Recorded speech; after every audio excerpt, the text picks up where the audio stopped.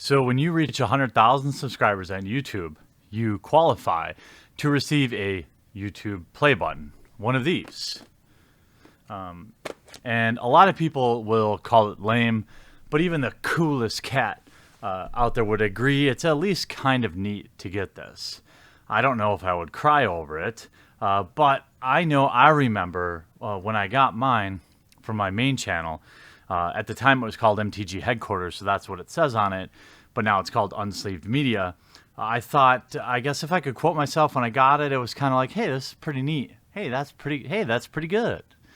I for one have never really pined after it, but I do know it felt kind of nice to be able to, in a way, have a little bit of a trophy for the accomplishment. It's still worth accomplishing. Getting subscribers on YouTube is not easy to do. It's a grind. It's in a lot of times it's thankless. There's a lot of hard frustration and things like that, and it's tough for most people. Anyway, I happen to be talking, and at the risk of sounding cringe, to someone I consider a friend, or at least someone I am friendly with, Count Dankula, and he mentioned in passing that he had basically been blackholed by YouTube over this. Essentially, when you reach 100,000 subscribers, you usually get a notification in the back end. I know this because I've done it twice.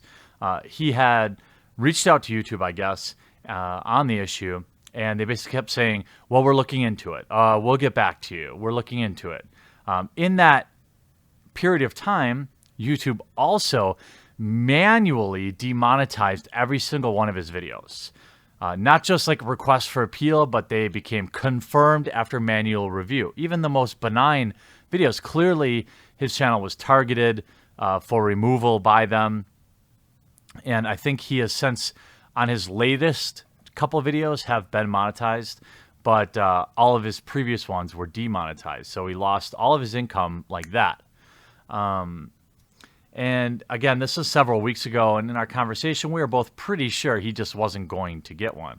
Again, it's not like he was super upset about it, but, I could tell it was probably a little disappointing, and I can totally understand that. Now, up until this moment, I was under the impression that once a channel reached 100,000 subscribers, that it was just, and it was like verified that they weren't bots or that they had gained them in a fair way, you would get a plaque. I just thought it was inevitability, Mr. Smith.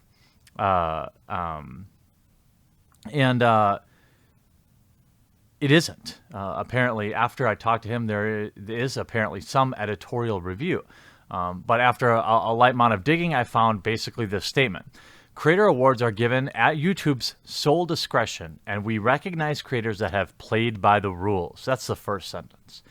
Each channel is reviewed before an award is issued to keep the playing field fair. So I get that, right? You don't want somebody botting subscribers or whatever. It's not like there's a secondary market. It's not like these are made of gold. There's really no value to them other than the value we place in them. That means rewarding creators that keep their accounts in good standing without copyright strikes or community guideline violations, or artificially increase subscriber counts, among other criteria. Now, they don't ever tell you what this other criteria is. When I dug in and asked for more information, it was the exact same situation, but they added a sentence on the end that said, "You'll need to resolve any such issues to be considered for a creator reward." So if you have an outstanding strike, it sounds like once that goes away, you should be good. Again, the troubling line, though, is simple. It's that it is given at YouTube's sole discretion. And given that somebody at YouTube went in and demonetized all of his videos in a very clearly targeted way, something that I entirely agree is their right. If it were me, I'd make sure that somebody wasn't buying or buying subscribers or whatever, and then not really care. I wouldn't look at this plaque as some sort of gate to be kept to make sure that people, who am I to judge somebody else's content? There's going to be, the ocean of channels larger than me. I won't understand a lot of the content that they do. But obviously, as I've stated before, that, you know, I fully realize that this really isn't that big of a deal. And I know, and if I know Dank, he's probably not losing any sleep over it, especially given everything else that's going on in his life. But that's kind of why it's important to me. It's because it's something small and it sucks, and maybe I could do something about it. I thought, at least in my opinion, it was kind of shitty.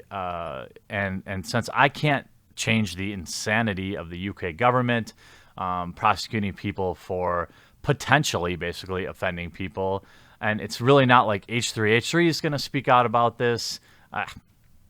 Side note, why the hell hasn't H3 come out in defense of Dank? Or even mention the situation from what I can see? I mean, it's not like they don't know about it. Of course they know about it. And then after seeing Ethan defend himself just the other day about offensive jokes, I thought, boy, what a perfect opportunity to bring up his situation, but they never did. The only logical conclusion I can think is, even though Ethan went out of his way to say how jokes aren't inherently offensive and we need to protect free speech, apparently he must be offended. I mean, they've made a career out of blasting people who go over the top and get offended. Look what they did for Humongous. All the memes they did on Crazy SJWs. Crazy Feminist gets triggered by Lyft driver. BuzzFeed hates men. Everyone needs to stop getting triggered. Air conditioning is sexist. Crazy Feminist gets triggered featuring Humongous. MTV hates white guys. I mean, you mean to tell me, you know what? It's my birthday today, and I'm not going to... Look, they have no responsibility to do anything. I understand that. They're kind of like, you know, Papa Ethan for us YouTubers, and I didn't really hear anything about this. So, you know, the one thing I can make right is I actually have two of these damn things. I have two play buttons. One for my main channel, MTG Headquarters or Unsafe Media, and then one for this channel where I literally used to just play claw machines. Believe it or not, that was a thing for a while for me, and that channel was pretty successful in its time.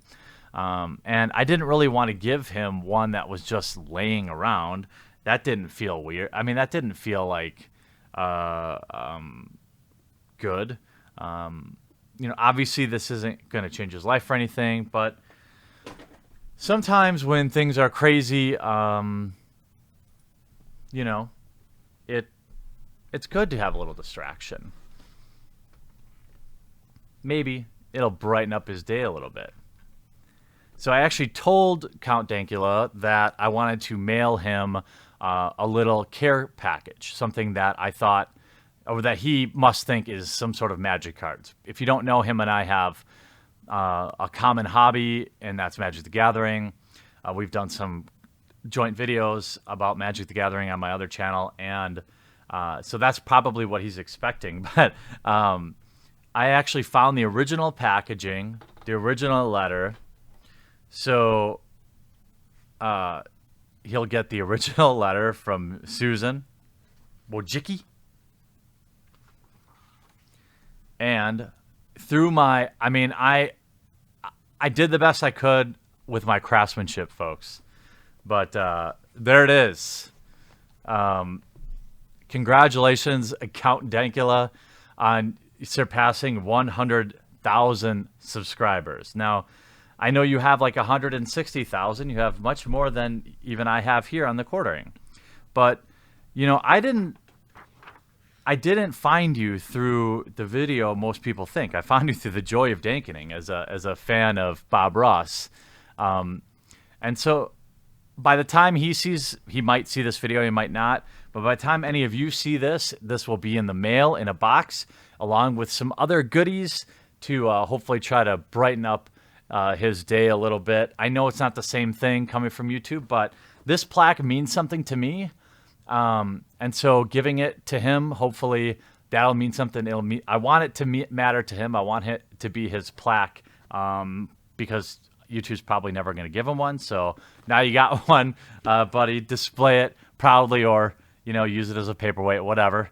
Appreciate you, dude. Keep your chin up and keep fighting the good fight. Thanks for watching, and I hope you enjoyed this video. If you want to be notified the next time I upload a video, make sure you subscribe and take a moment to turn on notifications. If you want to support the cause of this channel, it survives because of the amazing generosity of those that choose to back me on Maker Support.